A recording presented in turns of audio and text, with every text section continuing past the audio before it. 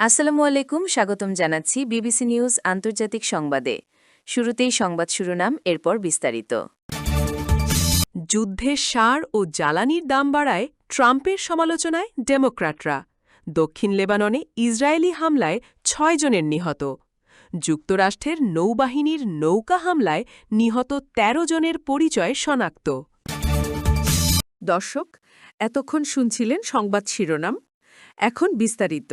আপনি যদি ইসরায়েলের ধ্বংস চান এবং মুসলিমদের পাশে থাকেন, তাহলে ভিডিওতে লাইক করে চ্যানেলটি অবশ্যই সাবস্ক্রাইব করে দিবেন এবং আপনার মূল্যবান মতামত অবশ্যই কমেন্টে লিখে জানিয়ে দিবেন। এখন বিস্তারিত। মধ্যপ্রাচ্যের দক্ষিণ লেবানন অঞ্চলে নতুন করে উত্তেজনাপূর্ণ পরিস্থিতির খবর সামনে এসেছে। স্থানীয় সূত্র এবং আন্তর্জাতিক সংবাদমাধ্যমের তথ্য অনুযায়ী সাম্প্রতিক এক হামলার ঘটনায় অন্তত ৬ জন প্রাণ হারিয়েছেন বলে জানা গেছে। ঘটনার পর পুরো এলাকা জুড়ে উদ্বেগ এবং আতঙ্ক ছড়িয়ে পড়েছে। প্রত্যক্ষদর্শীরা জানিয়েছেন, বিস্ফোরণের শব্দ শোনার পর অনেক মানুষ দ্রুত নিরাপদ আশ্রয়ের দিকে ছুটতে শুরু করেন।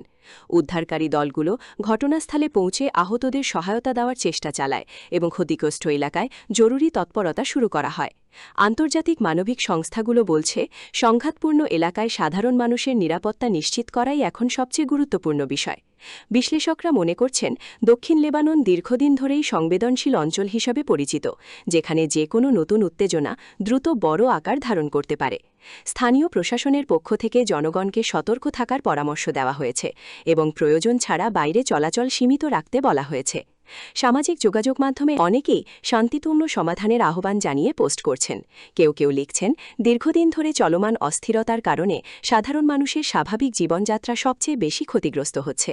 আন্তর্জাতিক পর্যবেক্ষকরাও পরিস্থিতির ওপর নজর রাখছেন এবং ভবিষ্যতে উত্তেজনা কমাতে কূটনৈতিক আলোচনার গুরুত্বের কথা বলছেন। মধ্যপ্রাচ্যের পরিস্থিতি শুধু আঞ্চলিক নয়, বৈশ্বিক অর্থনীতি ও আন্তর্জাতিক সম্পর্কের সঙ্গেও জড়িত বলে মনে করছেন বিশেষজ্ঞরা। কারণ এই অঞ্চলের স্থিতিশীলতা জ্বালানি বাজার, বাণিজ্য এবং আন্তর্জাতিক যোগাযোগ ব্যবস্থার ওপরও প্রভাব ফেলে। এদিকে স্থানীয় পরিবারগুলো নিরাপত্তা নিয়ে উদ্বেগ প্রকাশ করছে এবং দ্রুত পরিস্থিতি স্বাভাবিক হওয়ার প্রত্যাশা করছে। অনেক বিশ্লেষক মনে করছেন, ভবিষ্যতে স্থায়ী সমাধানের জন্য আলোচনাভিত্তিক উদ্যোগ আরও গুরুত্বপূর্ণ হয়ে উঠবে। আন্তর্জাতিক বাজারে জ্বালানি ও কৃষিপণ্যের মূল্যবৃদ্ধি নিয়ে নতুন করে রাজনৈতিক আলোচনা শুরু হয়েছে যুক্তরাষ্ট্রে। বিশেষ করে সার এবং জ্বালানির দাম বেড়ে যাওয়াকে কেন্দ্র করে দেশটির রাজনৈতিক অঙ্গনে তর্কবিতর্ক আরও তীব্র হয়ে উঠেছে।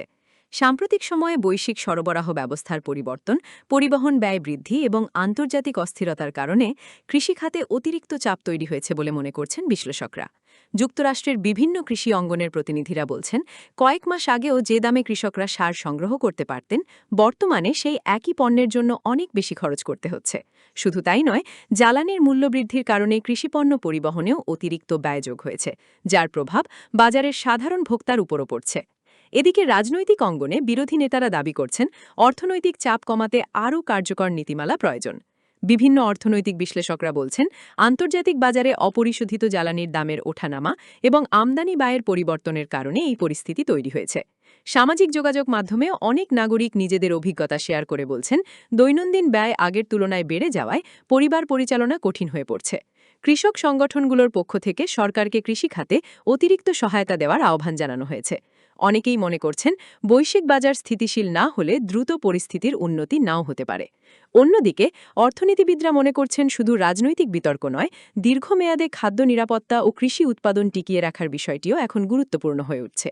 আন্তর্জাতিক বাজারের সঙ্গে যুক্ত দেশগুলোর জন্য জ্বালানি ও কৃষিখাতের এই পরিবর্তন আগামী মাসগুলোতে আরও গুরুত্বপূর্ণ ইস্যু হয়ে উঠতে পারে। অনেক নাগরিক এখন অপেক্ষা করছেন, সরকার ও সংশ্লিষ্ট সংস্থাগুলো কী ধরনের নতুন পদক্ষেপ নেয়। সামুদ্রিক নিরাপত্তা নিয়ে আবারও আন্তর্জাতিক আলোচনা শুরু হয়েছে, সাম্প্রতিক এক নৌকা হামলার ঘটনাকে কেন্দ্র করে। সংশ্লিষ্ট সূত্র জানিয়েছে, যুক্তরাষ্ট্রের নৌবাহিনীর একটি নৌকা হামলায় প্রাণ হারানো ১৩ জনের পরিচয় আনুষ্ঠানিকভাবে শনাক্ত করা হয়েছে। দীর্ঘ অনুসন্ধান, তথ্য যাচাই এবং উদ্ধার তৎপরতার পর এই পরিচয় নিশ্চিত করা সম্ভব হয়েছে বলে জানানো হয়েছে। ঘটনাটির পর বিভিন্ন মহলে গভীর শোক প্রকাশ করা হয়েছে এবং নিহতদের পরিবারের প্রতি সমবেদনা জানানো হয়েছে। স্থানীয় প্রশাসন এবং উদ্ধারকারী দল জানিয়েছে, ঘটনার পরপরই সমুদ্রপথে উদ্ধার অভিযান শুরু হয়।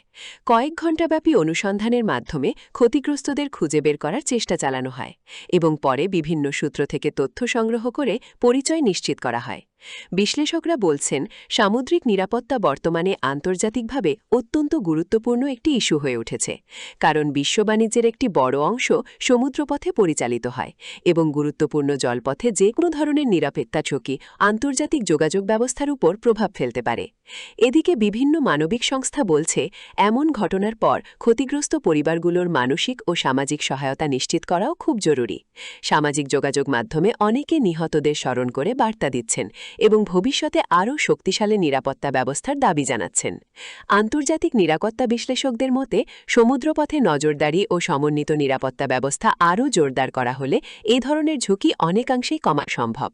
অনেকেই মনে করছেন, আধুনিক প্রযুক্তি ব্যবহার করে উপকূলীয় অঞ্চলে দ্রুত সতর্কতা ব্যবস্থা চালু করা এখন সময়ের দাবি। এদিকে সাধারণ মানুষের মধ্যেও সমুদ্রপথে ভ্রমণ ও নিরাপত্তা নিয়ে নতুন আলোচনা শুরু হয়েছে। ভবিষ্যতে আন্তর্জাতিক সহযোগিতা বাড়ানো হলে নিরাপত্তা পরিস্থিতির উন্নতি হতে পারে বলে মনে করছেন বিশেষজ্ঞরা। আপনার কি মনে হয়, সমুদ্রপথে নিরাপত্তা জোরদারে আন্তর্জাতিকভাবে আরও কী ধরনের উদ্যোগ নেওয়া উচিত? কমেন্টে আপনার মতামত জানাতে পারেন।